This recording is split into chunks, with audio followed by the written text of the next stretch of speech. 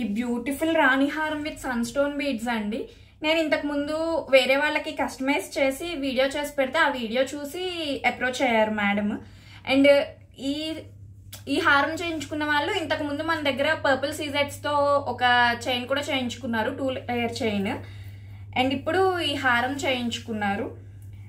యాక్చువల్గా ఇక్కడ మనకి హారము ఇది 10 to 11 ఇంచెస్ లెంత్ వస్తుందండి. సన్ స్టోన్ బీడ్స్ వరకు both sides 10 to 11 inches length వస్తుంది.